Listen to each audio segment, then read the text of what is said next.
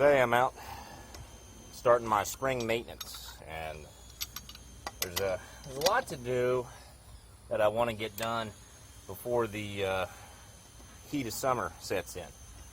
One of those things is a tire rotation. This truck's due for it, and today I'm doing it a little bit different. I'm going to do a cross rotation, and that's something that's been working out for me on my most recent set of tires that I had. This time I want to do it even more frequently than I did before. Before it was like a once-in-a-lifetime thing, like in the middle of the tire's life cycle. For these, I want to do it at least 2 or 3 times over the course of their life. So I'll catch up with you and explain why it's a good idea to do it once I get this tire off, and I'll show you what I'm doing. Of course, with the tire off, I'm going to check everything out in here. Brake pads, you can see a ton of pad there. Just did the brakes about a year ago, almost to the day. And then, not to forget your grease points on your front end. Got one right there on this truck, and one right here, one right here, and then one more right there. And that's an important thing to do. A lot of people say grease your front end every oil change. I like to do it every rotation while you're in here. It makes it easier. I also do it before any real long hauls. So I do keep up with my front end grease, and it's a good thing to do to get maximum life expectancy out of your parts.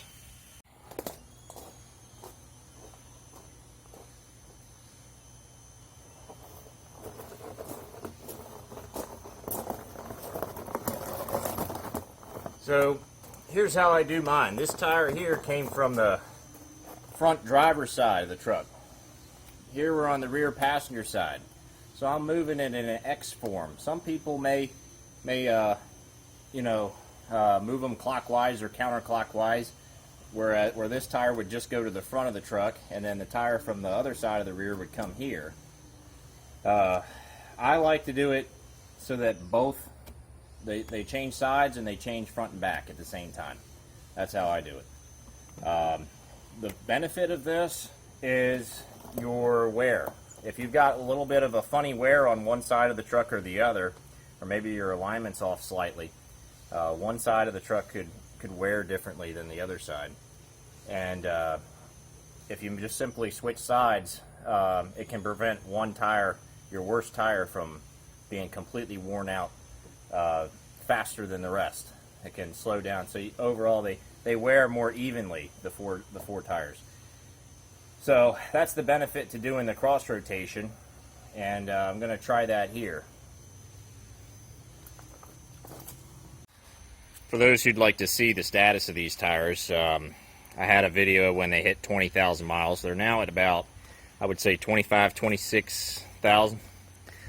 And overall, the tread's pretty even. This one came off the front, and the one thing I do see is I can feel just a little bit of a irregular wear on these inner treads, which is weird, but they all seem to have it just a little bit.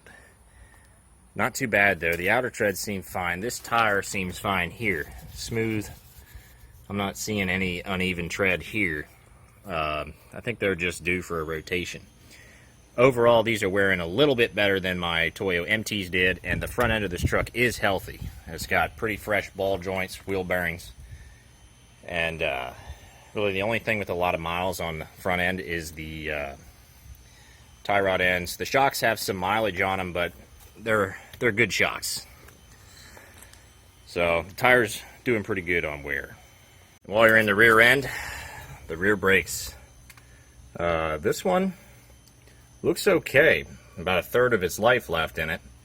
I've been concerned about them because they've been squealing, but I have a tendency to drive through a lot of sand, and probably little pieces of sand get in the brakes somehow, and that's probably causes my squealing issue. But yeah, I was worried about them a little bit, but I wanted to check them out and make sure they still had pad. Also, if you're a subscriber, you may remember that I purchased these large jack stands recently. This is their first use, and you can see I don't have to put them up very high to actually get the truck off the ground. that's pretty interesting. So if you wanted to get the truck real far off the ground, you could. It could go another 8-10 inches higher than it is right now. But this was all was needed for rotation. This one's all the way down, and that one over there is just one notch up. They're working pretty well. I'm pretty happy with them.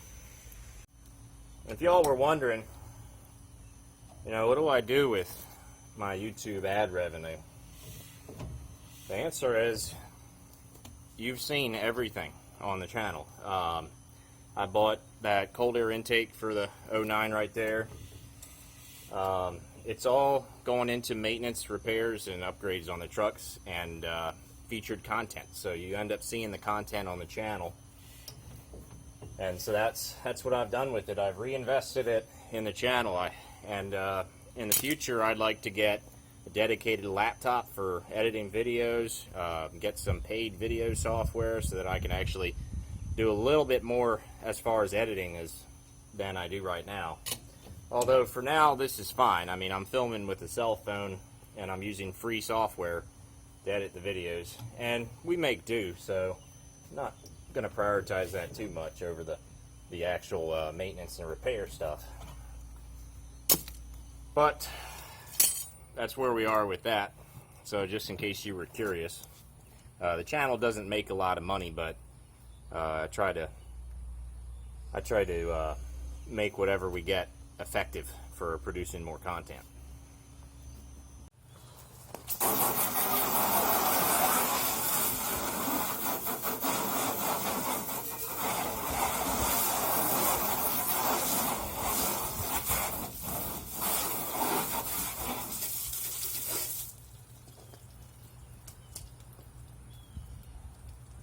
Get her washed here today.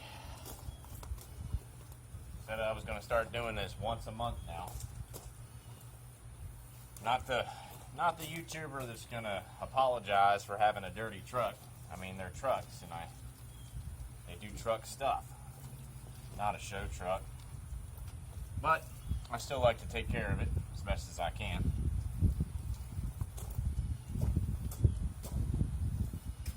Alright, hey y'all, we're back. About 4 or 5 days later since the last clip. Today, I've got my ATF4 here. We're going to service the transmission and see how our pan looks. This will be a quick segment of the video, but I want to show the pan and the condition of things. This transmission is still not had any work done to it, and we're at the 368,000 mile mark. So pretty remarkable. Got a new filter and a gasket for the pan as well. I just wanted to get this change done before the hot weather season, and then I'll end up doing it again when the weather cools off. So that's how I've been doing my transmission services these days. Alright, here we are looking at our pan. You know, our magnet right there. First thing you'll notice is the fluid isn't completely black like you've seen. If you're a subscriber, you've watched the old transmission videos I've done. The fluid has usually burnt in this trans. But a couple of early oil changes in a row have really helped. Now, there's very little fine material on here, and no chunks that I can see. It's all fine material, no real chunks. This is really good news, actually. That's the best pan I've had yet. All right, we're picking up with the spring maintenance series. 09 is getting its time on the video now, and wheel well's out, as you can see. And I am going to change that fuel filter. You see that fuel filter canister? The whole canister screws off on these trucks. 07, 08, 09s were like this. I got that little tube there catching the fuel. You twist that thing to loosen it. And then there's a sensor right there that you got to pull off, electrical connector.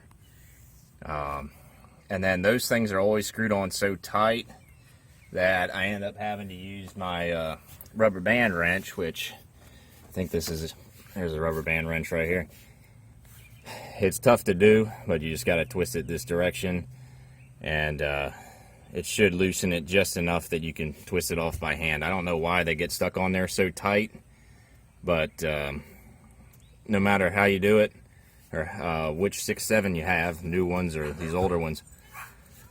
They're all a pain to change the fuel filter. I just wanted to set y'all up here. I know the camera looks kind of funny. That's a little toolbox right there. I got it set up on. I want to show you how I'm doing this. You can see that filter there. I've twisted it a little bit with the rubber band wrench, and looks like it's from Wix Filtration. I think that could be maybe an aftermarket filter, although I believe it has a Cummins emblem on it. But here's how I do it. You gotta bring up your wrench and take all the slack out of it, and then you just kind of hold it. You can do it one-handed, but you may have to use two, and then get it kind of snug, and then you move your hand deeper down the wrench and just twist, and you can get it off. Usually you don't need more than just to get it moving a little bit, and then you can take it off by hand. I wish they could have just went with aftermarkets had this forever, where you got a fuel filter, spin-on fuel filter, like an oil filter basically, except for fuel, and then you've got a water separator, same deal. It's like a 5-minute change, and if they could have done something like that that was easy to access, that would be wonderful. But we haven't got that yet. Here's our old filter. This is what they look like. This one looks best looking fuel filter I've ever seen on any of my trucks. My 5.9s are black when they come out at 10,000-12,000 miles. This one has about 11,000 miles on it. Definitely doesn't really look like it needed changed, but it's good preventative maintenance, and for peace of mind, I like to do it at 10-12K. It looks like it's holding up real well. All right, here we are, next day again. Back to the 03 oil change. Going to be doing our Schaefer's oil, and at 12,000 miles, that's where we're at. I got the wheel well off there because the oil filter, I just can't get a good grip on it, but I got it loose now. And also, off camera, the 09 is going to get its front end greased up, ball joints and such. I just picked up this soap, ran out of soap. I'm going to give it a wash. But yeah, it should be a quick oil change here for the 03. Here's our filter. Probably the worst thing about this filter is it's just there's no grippy flutes on the bottom, so it's just completely smooth, so it's difficult to get it off sometimes. All right, while the oil's draining, I've got a lower radiator hose here. I'm gonna size it up, compare it to the one that's on the truck and has a lot of miles on it. Here you go. There's a lower rad hose there, so it would fit, in there like this. Overall, it looks about the same size. Like, I'm not seeing, this is on a warm engine too. It's got a weird feel to it. I think it's got like some kind of, it's almost like a tire that's got metal inside of it. That's what this feels like. Something strengthening it. This replacement doesn't have that. It's just got the threads on the interior. So this one feels like it's got metal threads in it. I guess it's all right. You can see right there that how the hose clamp was on there at one point. It was kind of off. Yeah, it was weird. I replaced the radiator last fall. I got the hose clamp in a better position. It's not leaking or anything, so I think I'm going to leave this go for now and just keep my spare pipe here, just in case I need it in the future. Alright, so here goes our oil. I got a plan for this oil. we're going to do 11,000 miles on this change. And the reason for that is I'm going to do another oil analysis and compare it to when we first did an oil analysis, and that was 11,000 mile interval. So we're going to try and keep it apples to apples, same oil, same mileage, see how things changed. The truck, I forget the exact mileage that we did the analysis at. It was probably like 335-ish.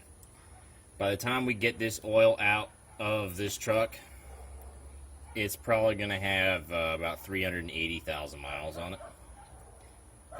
Yeah, it'll be right at 380.